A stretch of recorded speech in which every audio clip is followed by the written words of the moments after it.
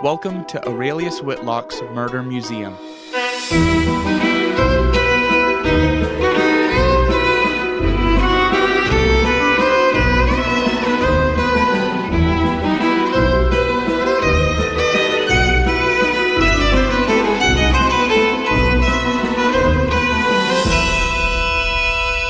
Hi, I'm Marcus Richardson. And I'm Nathan Hicken. And we're back at it again, but this time with a switcheroo of roles, which now that we start, I am somewhat scared. I think that Nathan was a very good detective, and I think I will pale in comparison. Nonsense. But I'm very excited to hear what your murder is, but like last time, we should probably get into the murder mood. So, Nathan, shall we do some mini murders? I think so. Let's get into it. All right, once again, we're at it with Mind Trap, murder puzzles or little mystery puzzles. We've sorted through all the murder ones, and we're going to go, or the murder and the mystery ones, and we're going to go through a couple of them. We'll see how good they are. So, okay, you ready? Yeah. Let's go. After being in a coma for 2 weeks, Granny Smith died on May 20th, 1991. Candy Care was trying to comfort Granny's grandson, Smitty. "Listen, Smitty," said Candy, "this couldn't have come as a great shock." "No, it wasn't," said Smitty. "The big upset is Granny's will. My cousin, Sid Shady," Sid Shady, "says that according to her latest will, he's going to inherit the entire estate. Granny made a will 4 years ago and showed it to me at that time. It said that upon her death, I was to inherit 90% of her estate, and my cousin Shady was to get the rest." Candy examined the photocopy of the new will Shady produced. It was dated May 10th, 1991, and stated that Shady was to inherit the entire estate. It was signed by Granny Smith and 2 witnesses. "This is a fake," declared Candy. "Why?" Got it. Oh, really? That quick? Do you want me to read you the first line again? Is it she was in a coma for long enough that she can't have written it on May 10th? Yeah. After being in coma 2 weeks, died on May 20th, so she couldn't have wrote it on May 10th.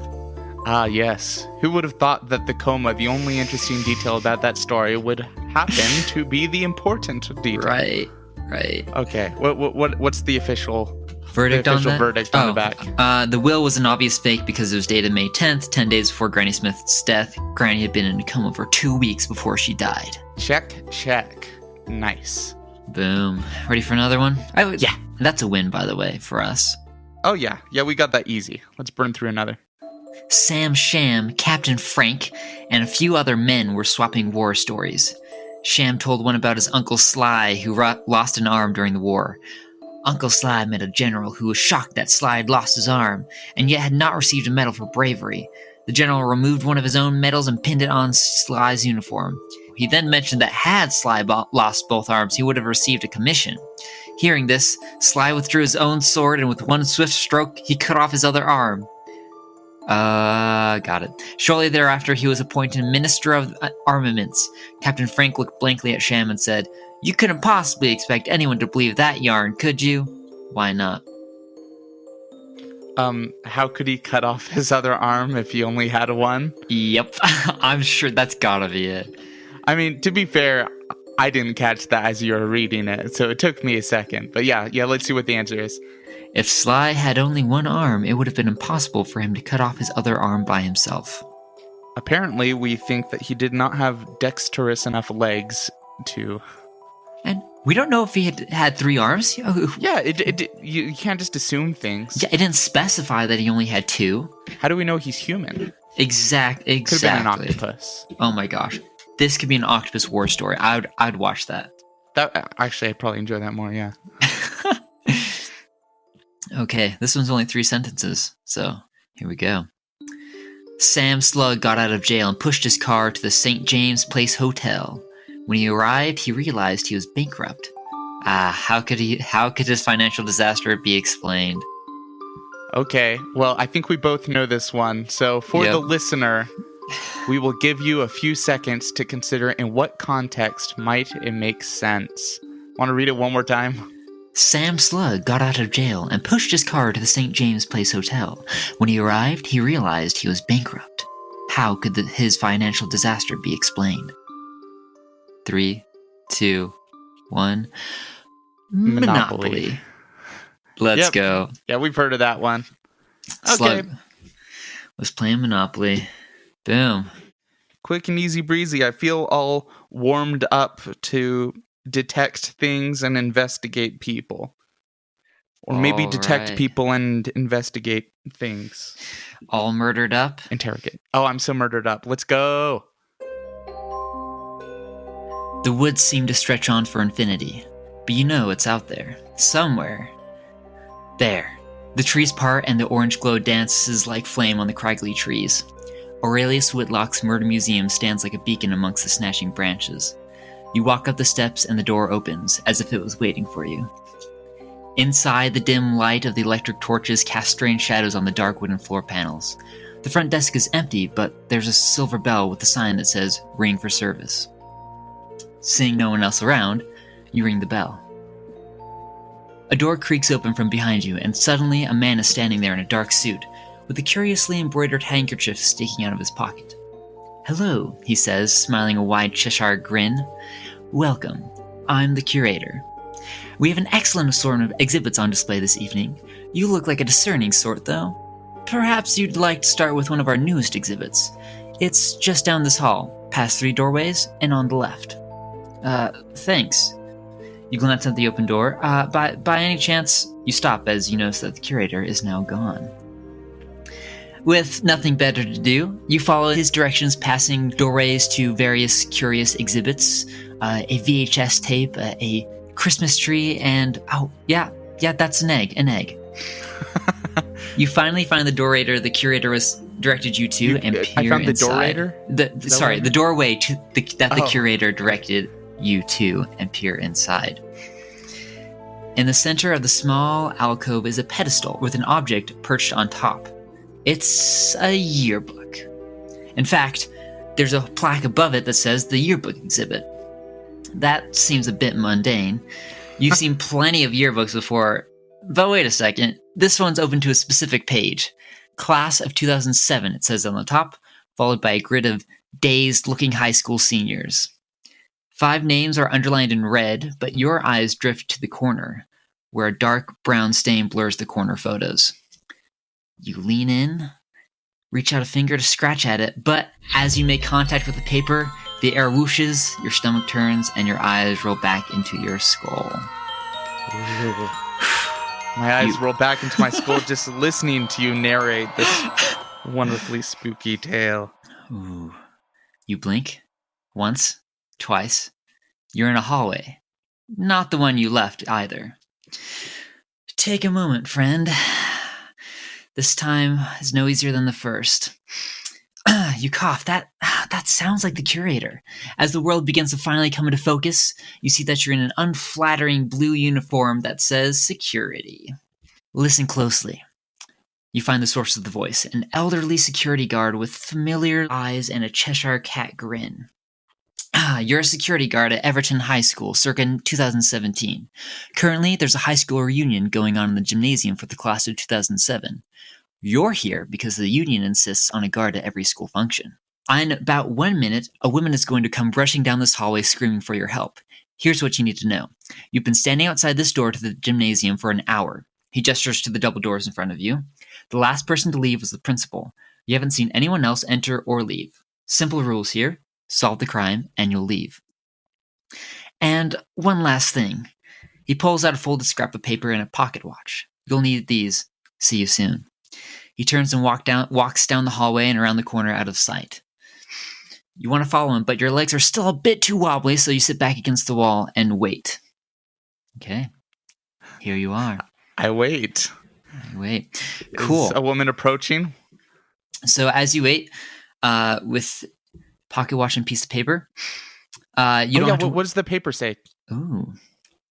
You unfold the paper, and in small typeset it says, the 5 students outside the gymnasium are Emil Gallant, Sydney Lowell, Kyle Miller, Aaron Lee, and Lilith Hahn.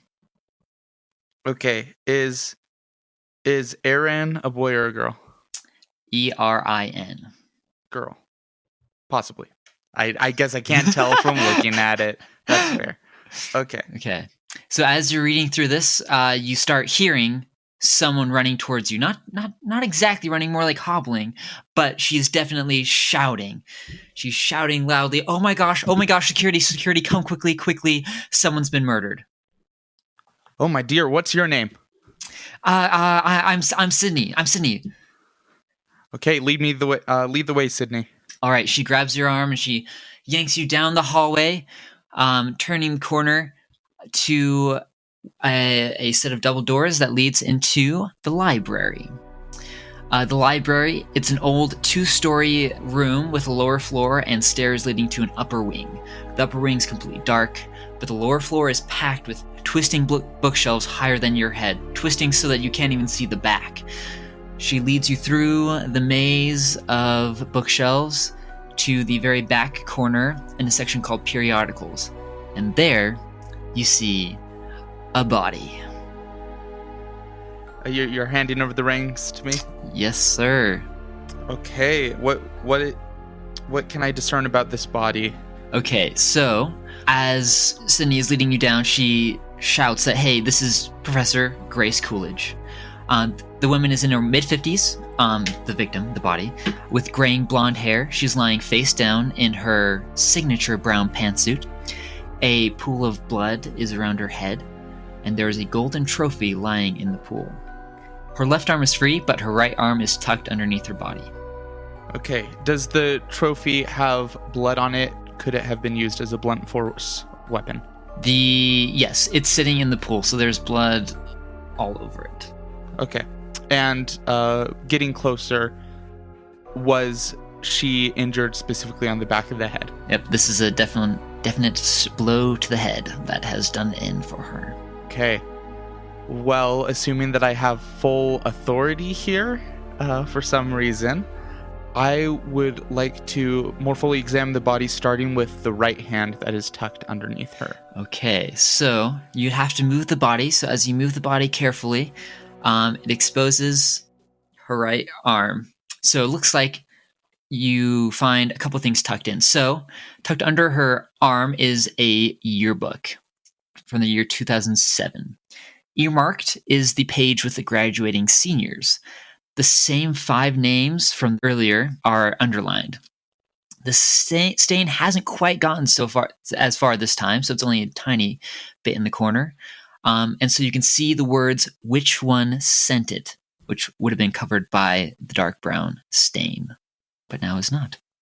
Okay. As you pull that out, you also expose, I assume you rifle through her jacket. Oh, yes, of course, yeah. As you rifle through her jacket, you find 2 things. Her daily planner, which... I'll look at that more thoroughly in a second. Cool. Her daily planner and her cell phone. Okay. Her cell phone is clutched in her hands. Which hand? Right hand. So like she was holding your cell phone, tucking the she yearbook. Wasn't holding the yearbook. The yearbook was like, in the crook of her arm. Okay, I see. Okay, we'll start with the day planner. I'm not sure this was said, but this looks like a high school reunion. Yes. How long has it been? 10 years. 10 years. Okay. On the planner, what can I ascertain about what she specifically planned for today, and are there any notable events leading up to today? Okay. So it looks like she did write quite a bit for today. She looks like she planned it out hour by hour, ish, as if she was taking notes. So here are the interesting bits. So 5 o'clock, arrived to oversee setup. 6 o'clock, kickoff / find DVD in office. 7 o'clock, the lunchroom. What's the secret? 7:30, grab yearbook, check locker room. 8:55, auditorium meeting pushed back. 9 o'clock, car, in all caps. You notice one other thing on this page. It has a couple of pink smears on it as well. Like lipstick or like blood? Not blood. You don't think it's lipstick either. Sharpie or marker? It's not Sharpie. It's thicker. It looks almost more like paint. That's what you'd guess. Okay. I'll keep that in mind. Could you tell me again what it said at the yearbook? Did it say check locker room? Check locker room. And after that, it said 8:55. What is postponed? Auditorium meeting. All right. Whew.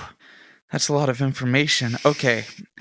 Well, so this might not be possible to figure out, but does it look like the find DVD is something that she wrote later than kickoff?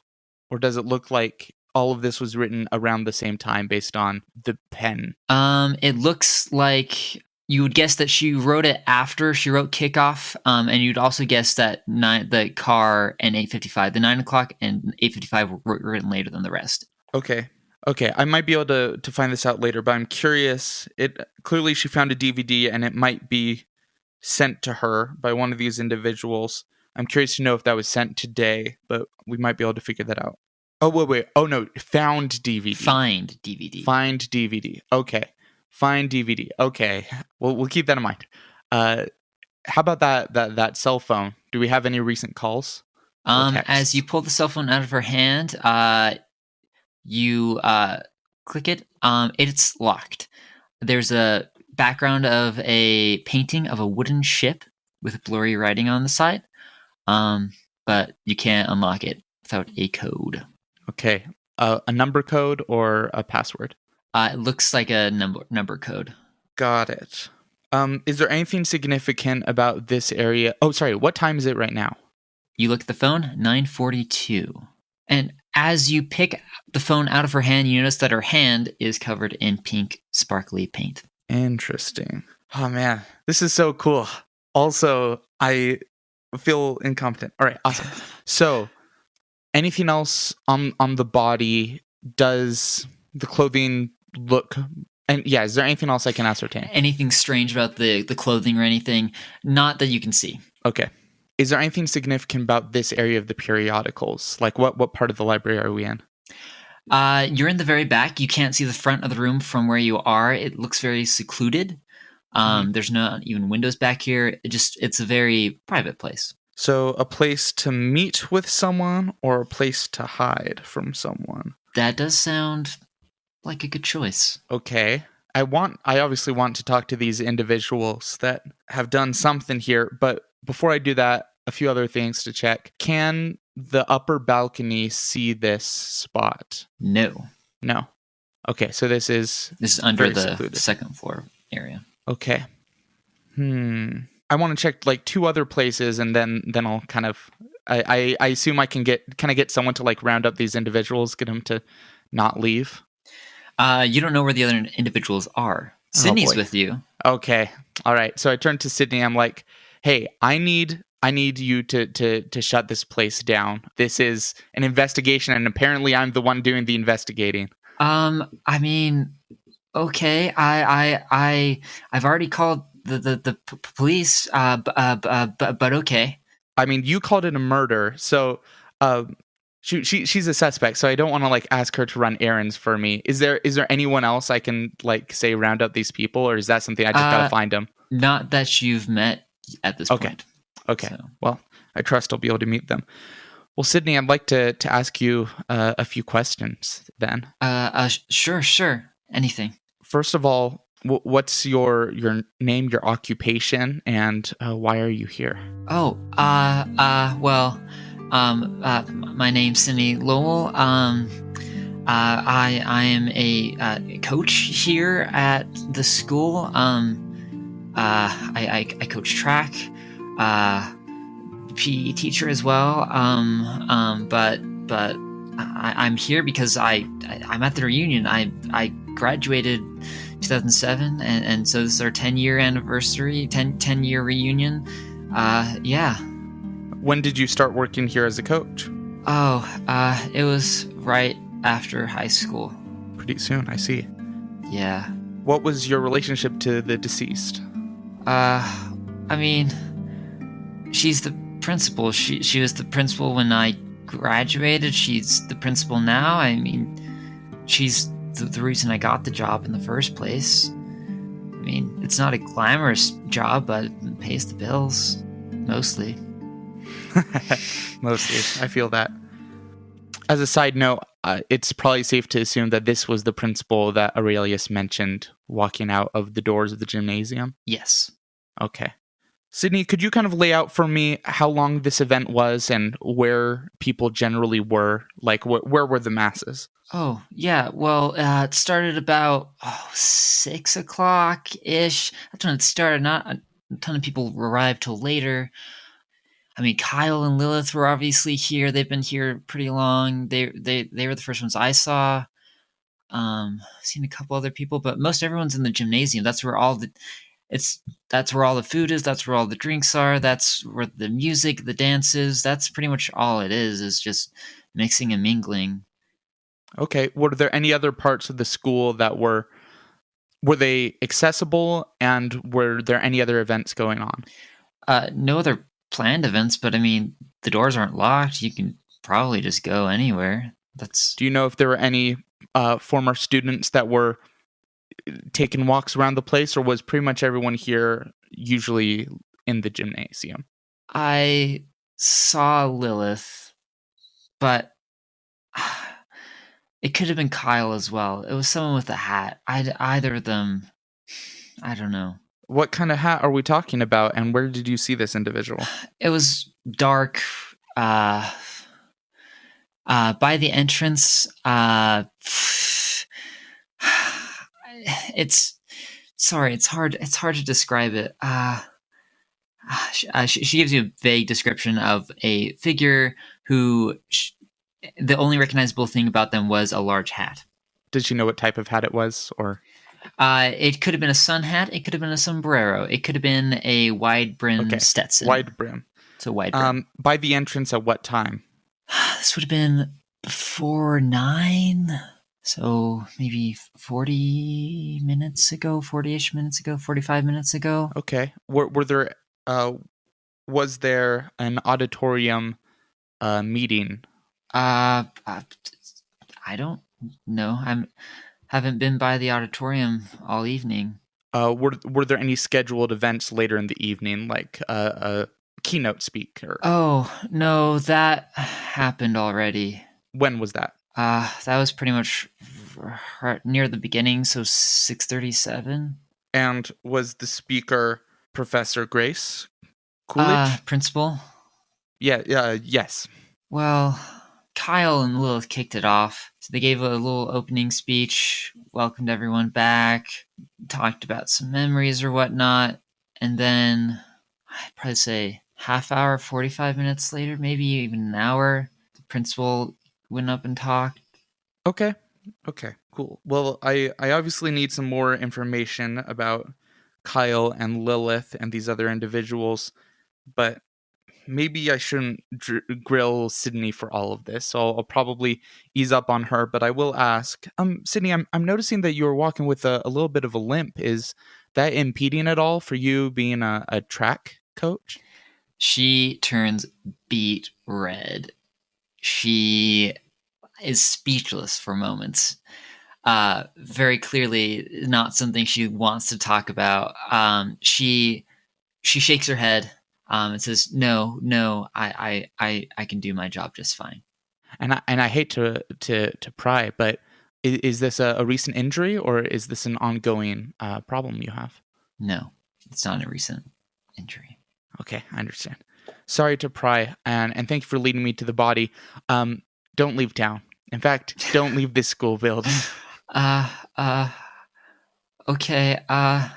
Did you mind if I just go back to the gymnasium? I'm feeling a little dizzy. Of course, and I can lead her back with me. So as you exit the library, you go left down the corridor and back to the gym, and she slips inside to where there's a raving party. Raving party, it's like late 20-year-olds. They're not doing too many crazy things. It's lights, music, lots of food. It's lots loud, of people I'm sure. Yeah. Oh, before I let her in, I'm like, wait, how did you discover the body? Oh, the party was getting stuffy, so I thought I'd go take a walk, and I wandered outside for a little bit, but it was getting too cold, so I came back in and thought I'd relax in the library. I can't explain it, but it felt wrong as soon as I stepped inside, so I wandered around a bit, and then I stumbled on the body just like it is now. And you had no scheduled meetings? You weren't there to meet with the principal? Oh, no, of course not. This is a party. There's nothing. I had nothing to do with any of the planning. I was just here. Okay. Well, thank you. Can you please see if Kyle is in there? And if he is, can you please send him to me?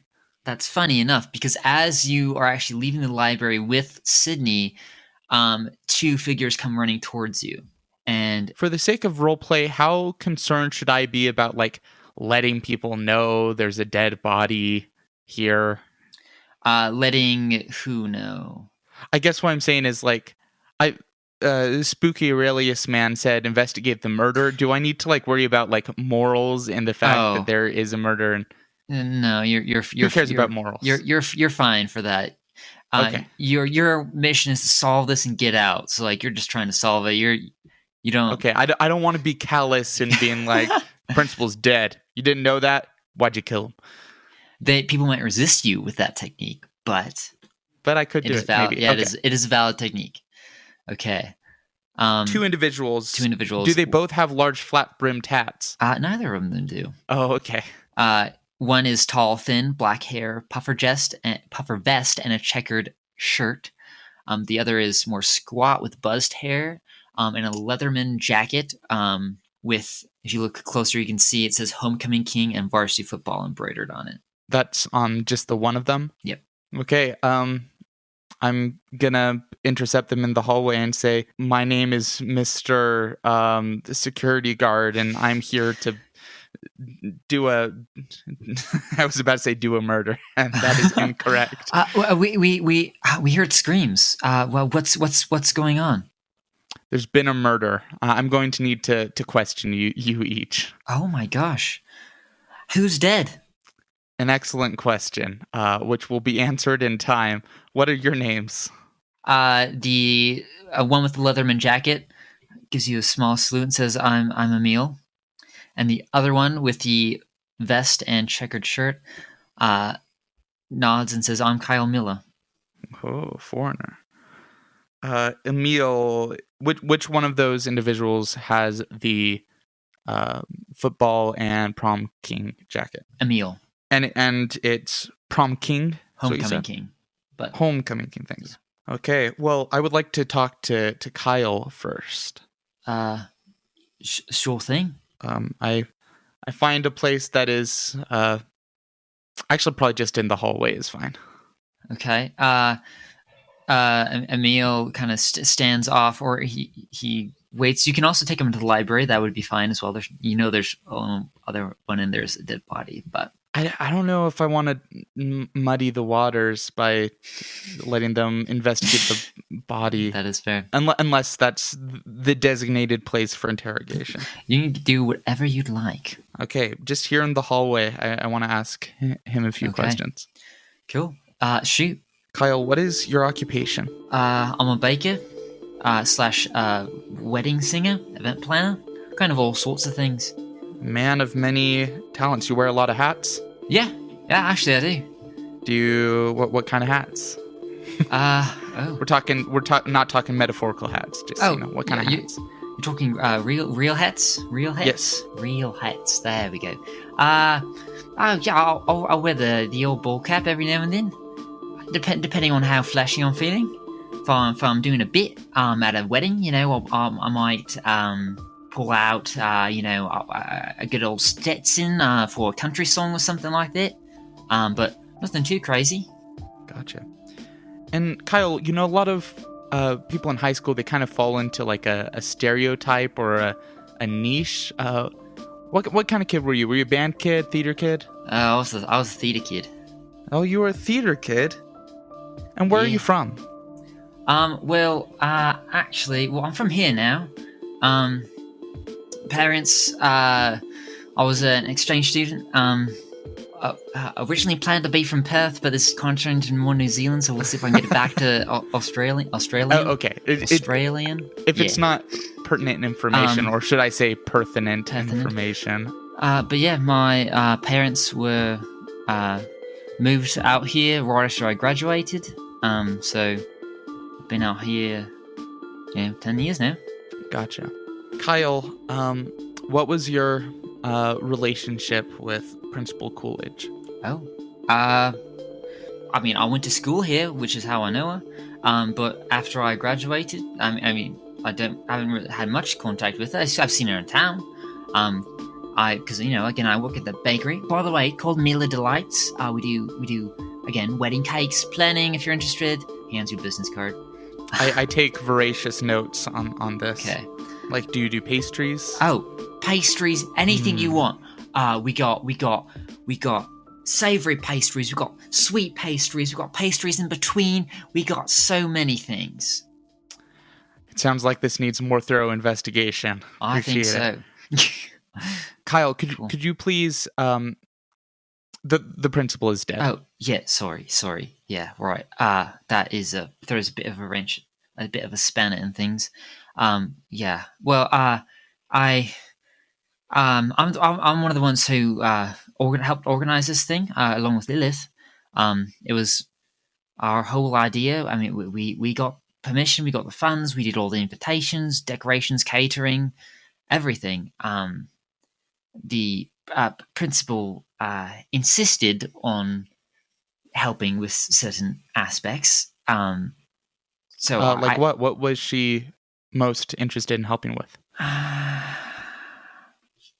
With the general program of the evening.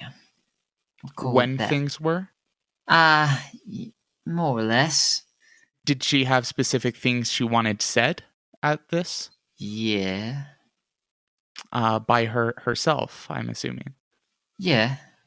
Just gave a little presentation. What was her message? It's very important. It is imperative that we know all of the details of her final moments. I mean, it wasn't exactly a final moment. How would you know? She showed a video, her own version of highlights from our senior year.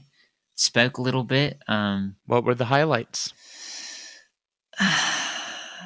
They weren't exactly our highlights, which is why Lilith and I didn't really want it played. Think of it more as a gag reel, humiliation tape. Of herself? No, students. The embarrassing moments from senior year. The time when the lead voice for the spring musical cracked their voice in their solo. The time when someone tore their gown at graduation. The time that someone tripped up at a track meet. That sort of thing. It's not interesting. Is this something that fits along with her character as a person? Yeah. It's all for real, really. She likes making fun of students. Still does, really. Hasn't really changed since I was there. My brother's a student here, actually. So it's a shame.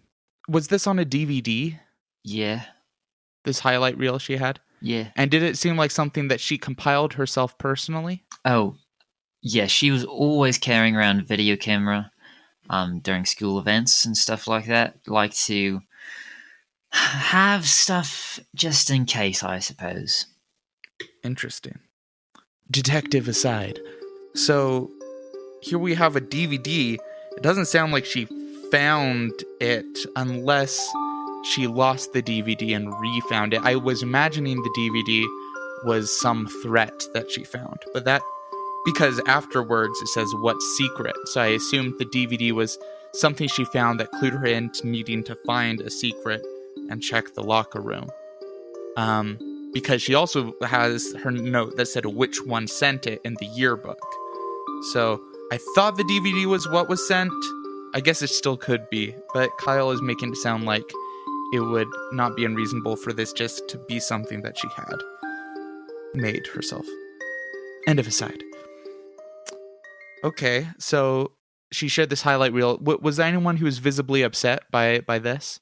Multiple people. Yeah. Basically anyone who was on the highlight reel. Mm-hmm. Were you on the highlight reel? There was one clip of me from the fall play. I tripped on one of the set pieces as we were moving in and out, fell right on my face, right as the curtains rolled up, and there I was, sprawled out.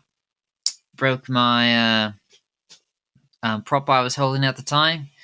And it was a very serious scene. I was about to give a monologue, and the auditorium just broke out into laughter. So it wasn't great, but I mean, such is the life of a dramatist. I was going to like fake laugh at that as a joke, but that just doesn't feel right. That feels too mean. Um, I I sincerely apologize to him with more sincerity and soberness than I did to anyone dealing with the murder. Oh, that's all right. He seems very nonplussed about that. It does not seem Okay, like it has phased him at all. gotcha. Kyle, what did you spend the later part of this evening doing? The first part, it sounds like you were setting up, making sure things were going okay. When you had a little bit of time to enjoy the party, where'd you find Oh, yourself? yeah. Well, I was in the party for the most part, helping out the DJ. But I mean, we just recently blew out some speakers, so I went to the band room looking for some more. And I was in there when I heard the scream, so I ran out, and ran into a meal in the hallway, and ran into you folk down here. Okay. And Kyle, if is there anyone who would have killed the principal? If Oh, someone killed the principal, who would it be? oh, I don't like to point fingers. I haven't seen many of these people in years, so I don't really know most of them very well anymore. Not a ton of them stuck around town, so not really I sure. see. Well, thank you, Kyle. We may be speaking again soon. Don't All leave right. town. I'm gonna go replace the speakers if that's all right. I think the party is canceled. You kidding? We planned You, this for a year. That took a whole year. I had to get leathers back from overseas. Like this was a whole production. We can't just cancel now. Besides, like the shouldn't we at least wait till the police arrive? You don't want anyone leaving or panicking. He clearly really wants the party to keep going. uh, and obviously, I want to push back against that. Until he said we don't want people leaving. Do I give him the satisfaction of finishing his party? For now, I do. All right. Fix your speakers. But you do anything untowards, I go in there and I shout that there's been a murder. All right. Yeah, no problem, mate. He runs down the hallway, back to where you assume is the band room. Okay. I'd like to talk to Emil yet, but I do a quick check back in the library that the body is how it was left, yes? The body is exactly how you left it. It's a little moved around now because you've messed with it, but from me. nothing out of the ordinary. The trophy. Yes. I want to look at that. Ooh, okay. You look at the trophy. It's a track trophy. What year? 2007. Oh. Interesting. Any other significant details? Nope. It just says track team 2007. So you assume they won some event. Doesn't specify which. Okay. But it's definitely pretty hefty. Man, I already want to ask more questions to Sydney and Kyle, but I don't want to wait until the very end to meet the murderer. So let's talk to Emil. Is he still around? He in the hallway? Yep. So as you pull Emil aside, he follows you and asks, what do you want? What do you want? What do you need? Emil, I'm going to be asking you a few questions. Sounds reasonable. First of all, is there a trophy display in this school? He kind of looks around. We don't have like a trophy case or a trophy hall, but the offices by the locker room have trophies inside them. So, yeah. Okay. Thank you. Emil, what's your occupation? Oh, well, I'm surprised you had to ask. I'm an actor now. You might recognize me from the Taro Cream commercials. I was the hand model. Oh, You know, I knew I recognized those dainty fingers. I know. I've done some film work as well. Pretty extensive stuff. But in fact, in a month we're going to start shooting The Winged Fury, directed by none other than Steven Spielberg, of course. So yeah, kind of a big deal. Yeah, the thing I know about people who are a big deal is they usually say they're a big deal, and that's how I know that you really are a big deal. Yeah, I figured, gotta let people know. Gotta If you know, bask you know, in a yeah. little bit. Yeah. And I see that you also that your accolades did not just start now. It looks like in high school you were a homecoming king. Is that right? Born to be a star. What can I say? I see, and you're still basking in that light with your jacket. I see. It's wonderful. Gotta, taking reliving the glory days a little bit. I'm trying to get back into the high school spirit. We're gonna start shooting a film later, and I'm playing a high school football player, and so I want to get back into that mindset. Yeah. Well, Emil, with all that you have going on, I guess the question is, how did you even have time to come to your 10-year high school reunion? Just lined up perfectly, and Emil or Kyle and Lilith were pretty insistent that I be here. So I can't disappoint my friends, my peers. Did you have a friend group in high school? Of course. Who were in that group? Oh, a whole bunch of buddies from my football team. He lists off like the whole football team. He lists off the whole cheerleading squad. The names are mostly meaningless. The only name that really catches your eye are Lilith Hahn and Aaron Lee.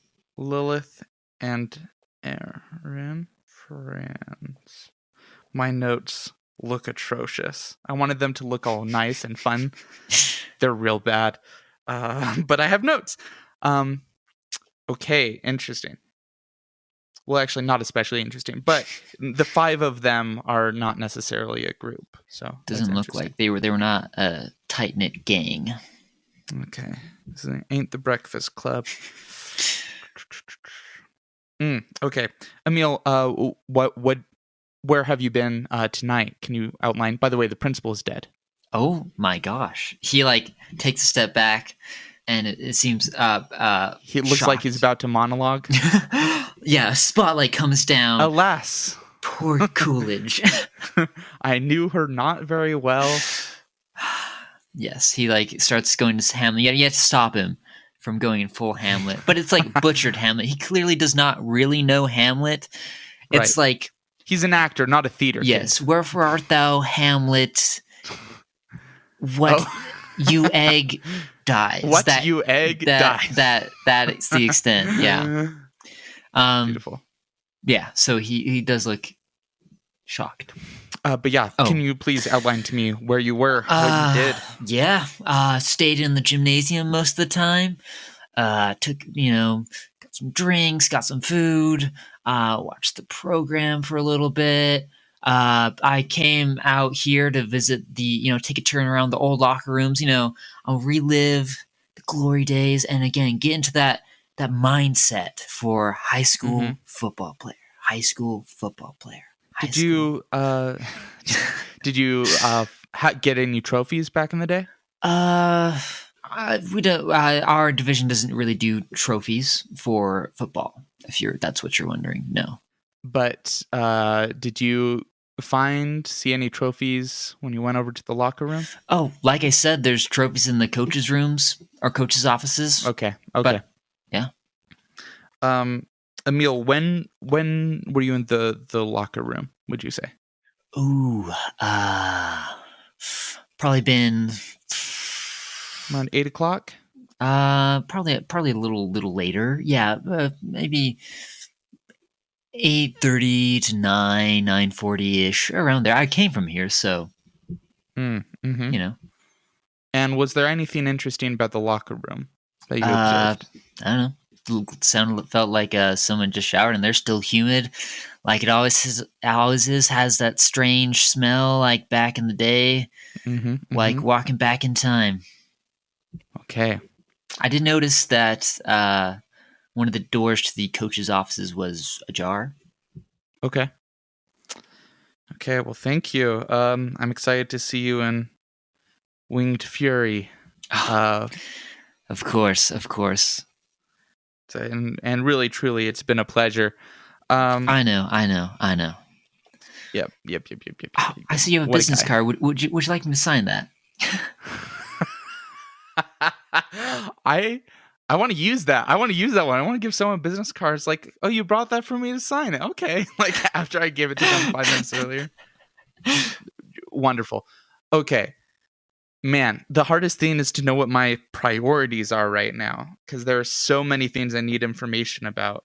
I need to confirm the schedule, but I need to meet these people for sure. So I'd like to talk to Lilith next. If I'm able to find her, I assume that Kyle has a read on where I can find Lilith. You asked Kyle. I don't know. She came in about 8.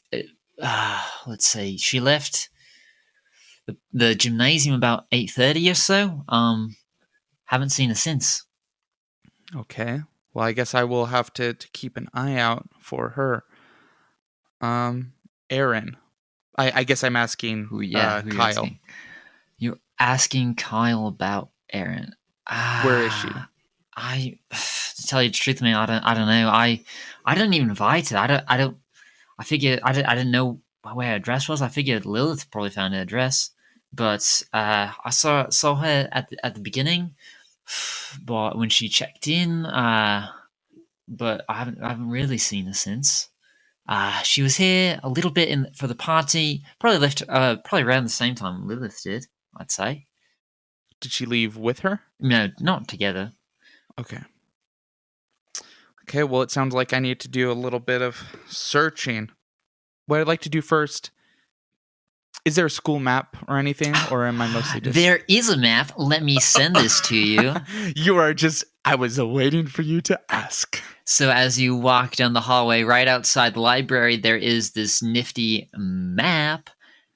Everhart. I didn't even remember that there was a name. Okay. It's Everton. Everhart. Sorry, it's Everton. Ignore that. Everton High School. It's Everton High School. Okay. Home of the Buccaneers. Man, I'm feeling like this is a game of Clue. I have a good guess that one of these individuals was in the auditorium and one was in the... Okay. All right. Interesting. I first would like to head on over to... man, so much to do. Let's head over to the locker rooms. The locker rooms. Okay. There should be an ajar door, a door open nearby. Okay. Yeah. So the locker room. So how it looks is it's split, kind of in half. And so you can see. So on the north side would be the men's locker room, and the south side would be the women's locker room. And there's a hallway leading to the office. So the door to the office is ajar. I enter in. Okay. Cool. As you walk through the hallway, it is definitely humid in here. Like, oof, it does not smell great. This is in the teacher's room? The locker room. As you walk towards the office through the locker room area. There's like a hallway separating them. So as you walk down that hallway, you're not in the shower parts, but like the humidity is leaking out. So it's humid in here. I definitely want to check that out. But going through this door that's open is into the teacher's room, right? Yes. Into the office. Yeah. Okay. Yeah. So the office. Okay. So you see a desk and a line of trophies on is there a one of the spot shelf. missing? Funny that you say that because there is a spot missing. It goes in chronological order. So 2006 jumps spot missing 2008. So it definitely looks like there is a trophy missing. There's a desk with paper on it. There's a trash bin by the desk. And yeah. Whose office is this? As you look for a nameplate on the desk, it says Sydney Lowell.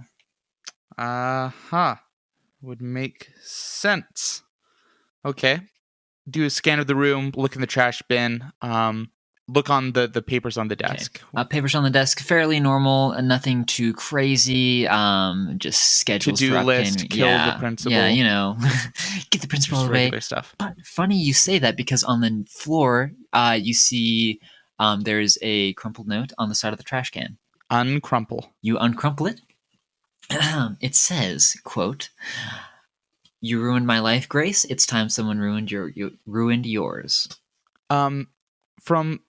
From the other artifacts within this room, just going full snoop, is this in similar handwriting to the other handwriting? This definitely looks like the same handwriting as the handwriting on the desk on the other papers as well. Almost certainly Sydney's.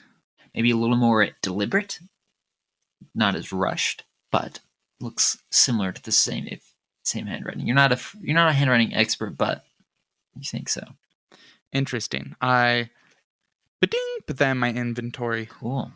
As you are in the coach's office, you left the door open, and you can hear something. Someone's entered one of the locker rooms, and it's a woman's voice. You can't quite make out all the words, but you definitely hear the phrase, "There's been a complication. I don't know. That's what the meeting." And then something interrupts the voice. You hear more footsteps, pause, and then footsteps running. What are the odds that I can catch a glimpse at these individuals? I burst out of the office. You burst out of the office, they're already gone. They have run. Curses, you were monologuing and I should have just interrupted you and ran. It's funny, whenever I play D&D and they the villain is monologuing, I'm like, I attack him right now. Because maybe you get a round of advantage. Surprise round. Darn, I wasted my surprise round. Okay. Complication in the plan, something, meeting in. They were definitely in one of the locker rooms on the men's or women's. You couldn't really tell from you were in the office. But interesting. Why would they choose the locker room to meet, to talk? I heard two voices and two footsteps, so they weren't on the phone. Well, you heard one voice and then a second pair of footsteps come in later. Oh, so it's not necessarily one person talking to the other person. It could be one person on the phone, another person scared him off. Yeah, that's what it sounded like. Interesting. Okay, I want to figure out this humidity. Is it possible that someone washed something off? Ooh. So you go into the locker rooms. You go into which side do you go into first? Let's go into the women's side. Okay, women's side.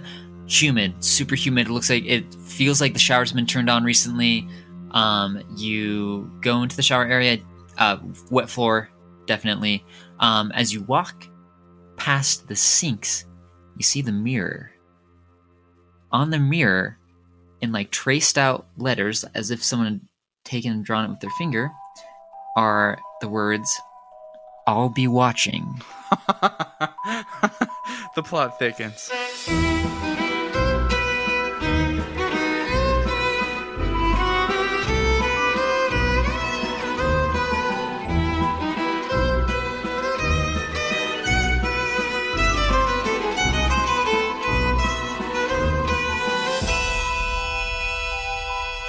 A message from the curator.